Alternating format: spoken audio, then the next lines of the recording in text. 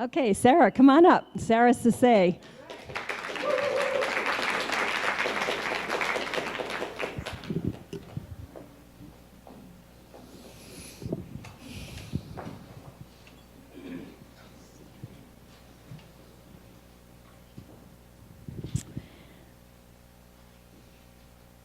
Thank you so much for being here.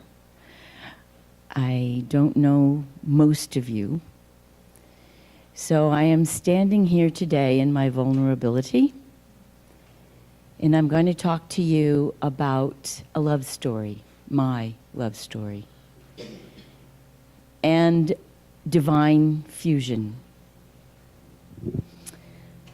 In 2012, I received a message that I needed to go to Sierra Leone. When you receive a voice in your head telling you something like that, you do it. Even though you go, really? You still do it. In that first journey to join an organization called Family Talk, which is family talk in one of the local languages, I was privileged to be a part of a team that went to all the villages to use restorative justice and forgiveness to bring together the people from their war-torn days. I met Ibrahim Sese in 2012 at the first time, and I felt an instant connection. I know he felt it too. Over the next 4 years, our relationship grew from friendship, having fun together, dancing together, and just generally liking being together. So I became a mentor, I became a very special friend, and then it grew into something even more. And this was done over a long distance.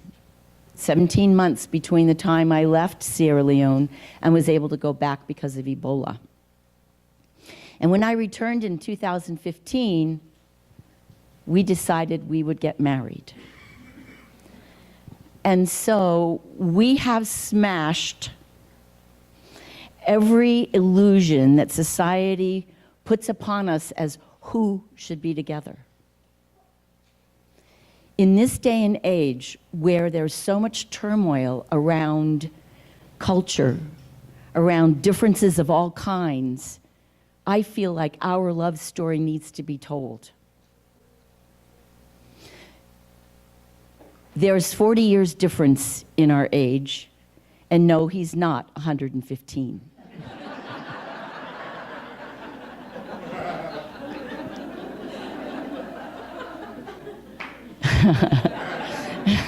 So do the math. You know how old I am now.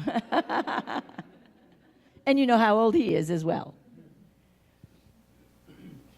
But that connection was inescapable. It was undeniable. It was so strong, we could not take advantage of it.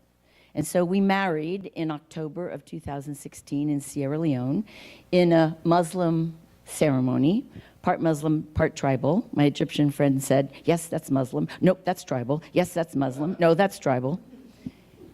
And we have been apart ever since.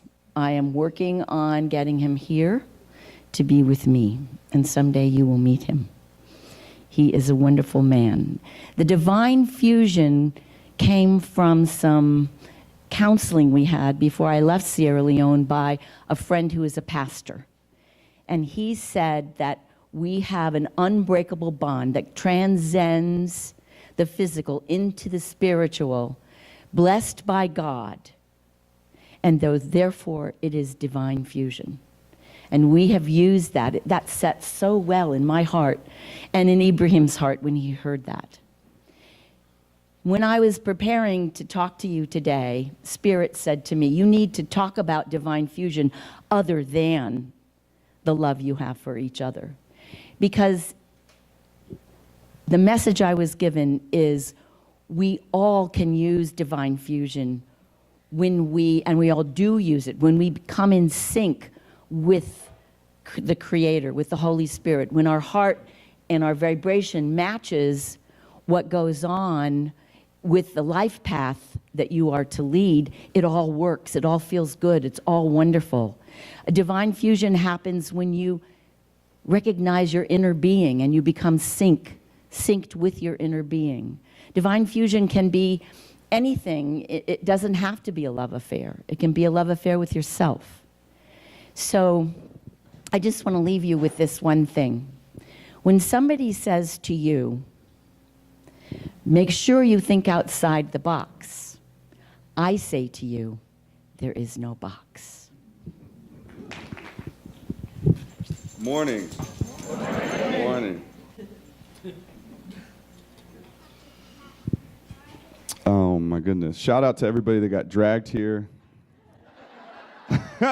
You just have to be here because your mom wants you to be here or whatever.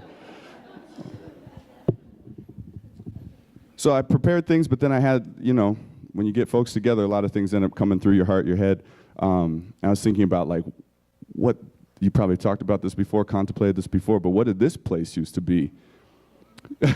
Would it have been quite so comfy 100 years ago? I don't know. I have no idea. Maybe not so much. I might not have felt super comfortable in here 100 years ago. Then again, I don't know what it was like a century ago. Let's not make assumptions. If only the 40-year gap was a 115-year-old dude that I could ask that is somewhere else. But, so, right on. So I was thinking about anxiety, I was thinking about fear, I was thinking about depression, a lot of these things. I don't know if we wrestle with depression as much as we wrestle with happiness, because we treat happiness like this paramount thing that we're supposed to be in all the time. I was thinking about how I was in my backyard and I was cutting down a tree, which if you were raised with Sesame Street and Shel Silverstein, you feel morally weird about cutting down a tree that was just kind of inconveniently in the way. It's not anyway, so I felt weird about it, but I was chopping it down. And I ended up having to climb up into the tree as I was cutting it down. And I was like, dang, at one point, I'm a crier, so there's many moments already I've had to hold back the tears just to be like, no, you got to get through it, just keep your feet on the ground. But I was cutting the tree down and it was still holding me up. And I was like, dang. So, I guess, I didn't grow up in the church, but I imagine folks who go to places where they feel like they can congregate and touch into something that is, unifying them, grounding them, and bigger than them. You poets, artists, painters, we've all got to have sort of a similar space this way. Scientists all have a similar space this way. But being in the tree, cutting it down, and it was still supporting me all the way down to the stump. It would have held me up if I wanted to go all the way down to that stump. And then even arguing inside of a house, having a fight inside of your house, the house will still keep you warm. It'll still protect you. Even if you're, even when sometimes our highest self is our most base self, in that moment, it'll still keep you warm. It'll still keep the rain off of you. And how this planet is so ancient that we're on, and we are so impatient with the 8 decades, 12 decades that we get, if that. And how we want to see change so immediately, and thinking about how water is this very neutral thing, and it's something that we can see every day, but it has this total neutrality. Pollute it, put a dam in it, your enemies can take it, your perceived enemies can take it, and yet water will just remain neutral. Water is like looking at its fingernails and being like, yeah, you can put a dam there, but it's going to be gone someday, it's this ancient thing. So I wanted to talk about a few things like this. Because as much as I do think it is important to connect with our concepts of spirituality, our concepts of God, for some of us that word sort of sits funny in our ears sometimes when we say that, because it has other connotations that have separated us in the past, But as much as it is important to go into those higher places, recognizing how important it is to be in this human experience so that we're not just living up on the mountaintop, contemplating and talking with and conversing with the cosmos, that we're also down in the muck, that we're also avoiding our taxes and having anxiety about that, or whatever the case may be of your day-to-day, that we're living the real life. This experience of separateness is just as valuable as the experience of unification. That doesn't mean that you aren't still connected. And anyhow, there's a few things I wanted to read in this way. So I've just sort of parsed out some pieces here. First there was light. Then, because you blinked, there was darkness. There is no light at the end of the tunnel. There is no tunnel, you were only squinting. Okay.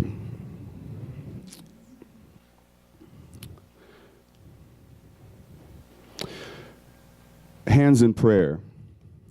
Hands in prayer cannot make fists, nor can they cover ears, nor eyes, nor can they cover mouths or wipe away tears. They cannot salute, nor can they reach for the fallen. They cannot accept donations or count tips. They cannot lift a finger. They cannot curl a trigger, nor can they write holy text, nor can they be raised in question or correction or admonishment, nor can they feed the hungry or apply for aid or heal the sick. They cannot save, save for this: hands in prayer cannot make fists. Okay.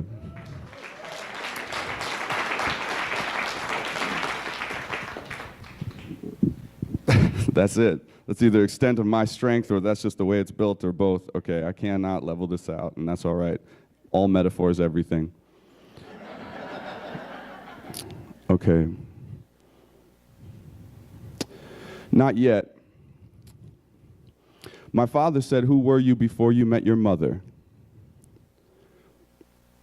Before I met my mother, I knew the sound of my heartbeat in concert with hers. Before there was a name, I knew the sound of a world drawn on a pulse. I knew music, though I did not know it. I did not know that the sound of my breath would sound like waves on a beach, or that tears of any kind tasted the same as the sea. I did not know that I had not yet been born. And pause. Okay. I guess you don't really know. I'm just going to kind of keep it rolling. So, all right. I've been thinking a lot about protests and these kind of things. So here's another piece I wanted to share with you along those lines.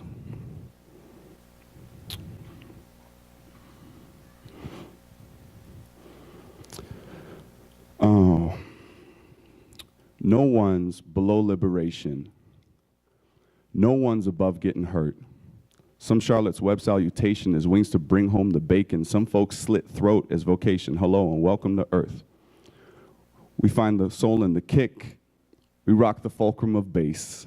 We're kicking it up a notch like notched obsidian blades. We haven't deigned to forgot. We're not the first on the stage.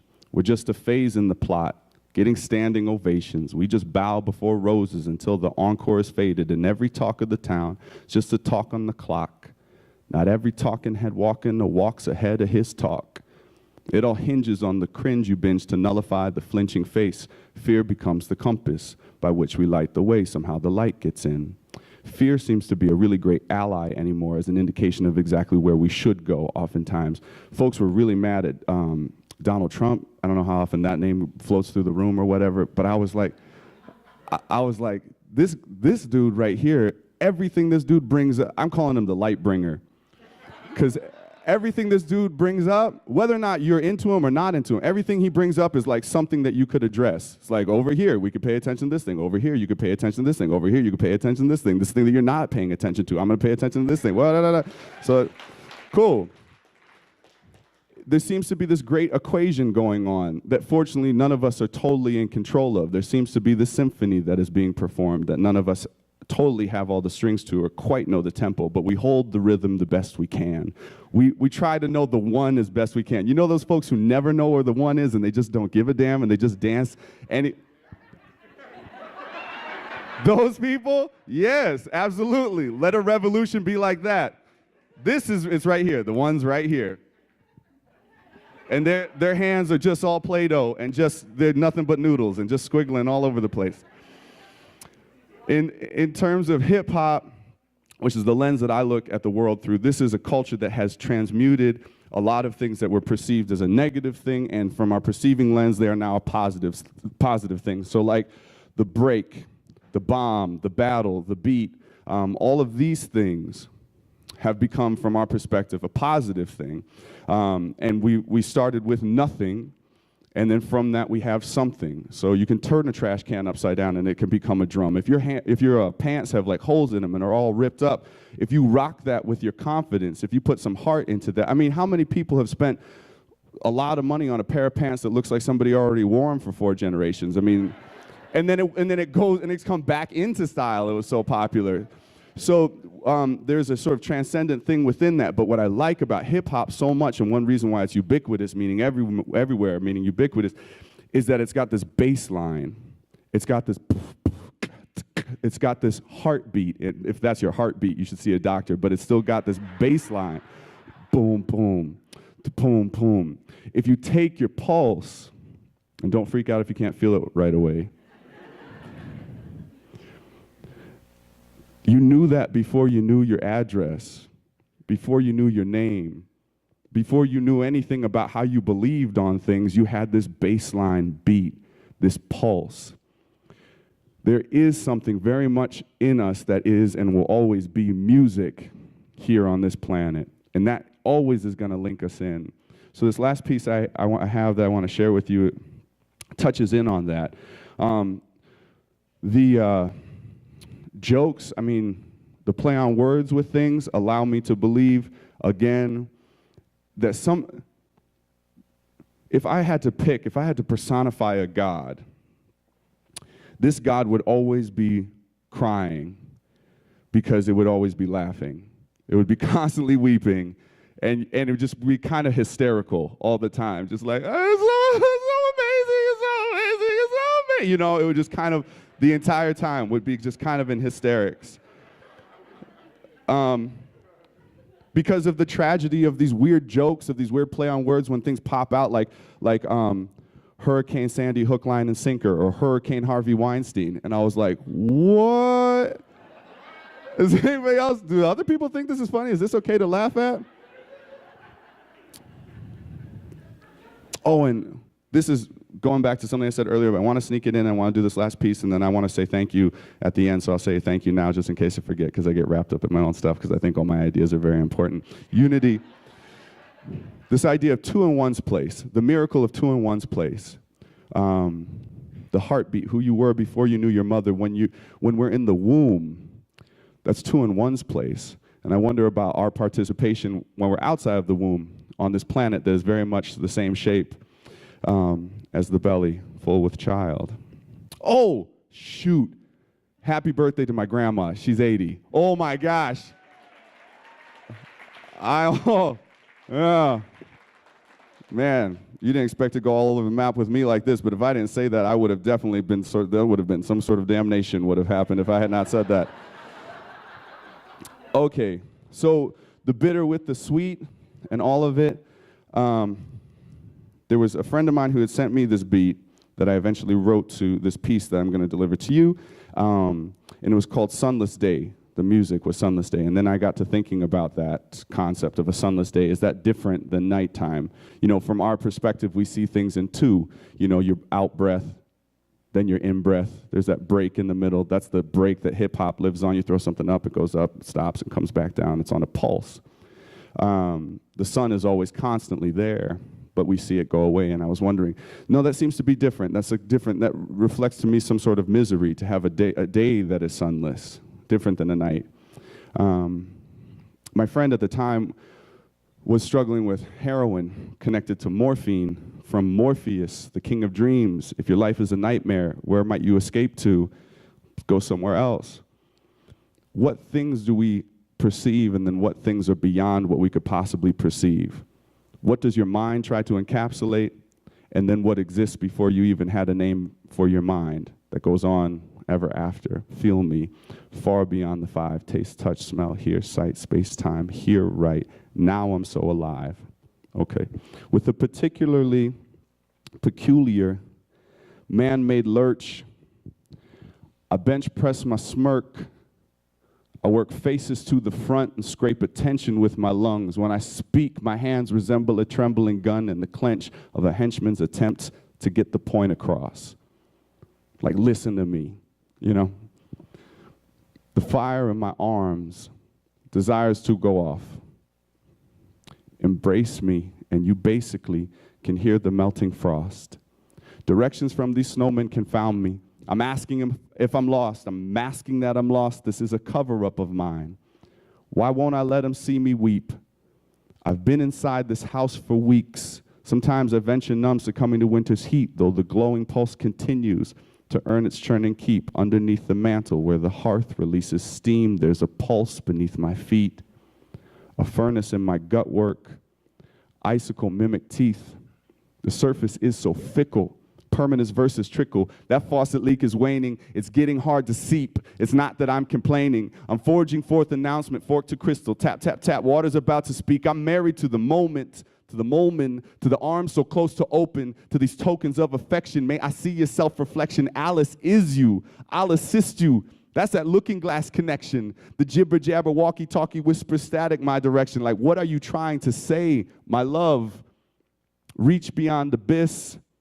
Far beyond the fists, just feel these beats hit.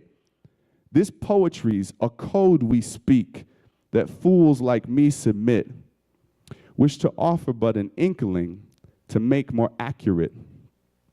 There's so much more than 5 cents is for those more sensitive. There's so much more that meets the eye when Morpheus visits. An epitaph, an epilogue, the setting suns like this. This world was here well long before we ever learned to fight it. No lips, no tongue will dialogue, each creature speaking iris.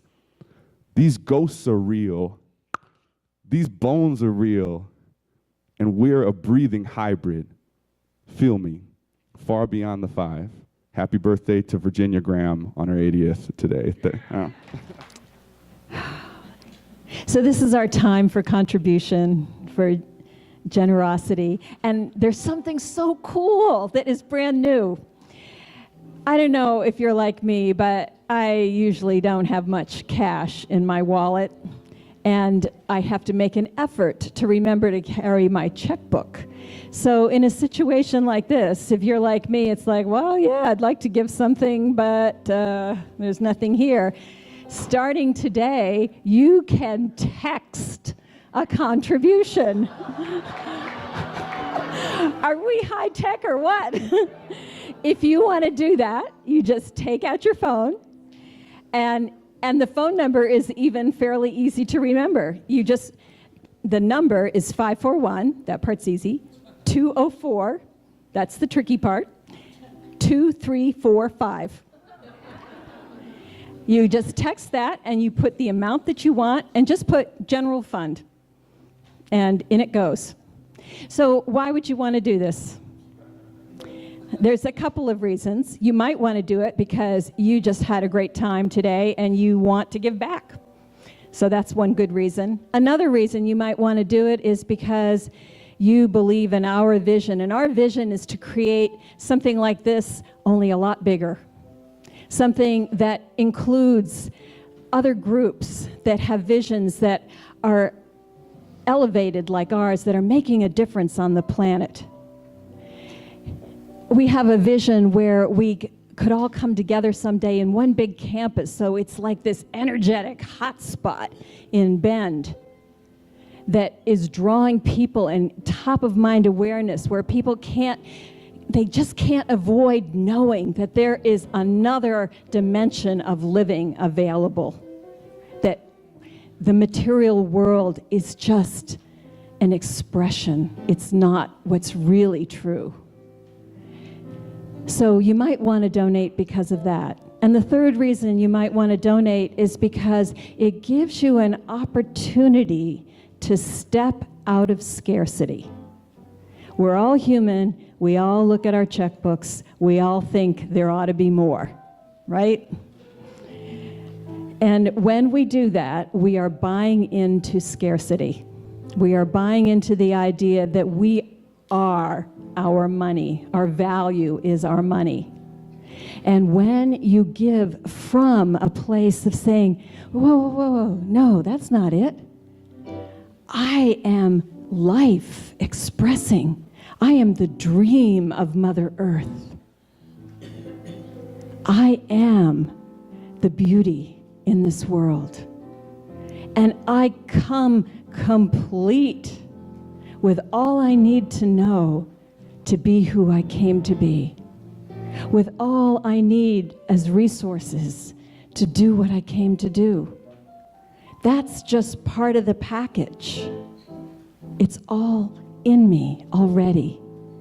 And the only reason it's not showing up out there is because I have this crazy thought that it's not there. And if I could change that thought, I could change what's out there. And you change the thought not just by thinking, but by taking action. It's the fake it till you make it school of transformation. And so when you give, pick one of those 3 reasons that really sings to you. Give us your prayers. Give us your contact information. Give us your energy. Give us your love. Because it's all about circulation. We can't just breathe in. Some point, we gotta exhale.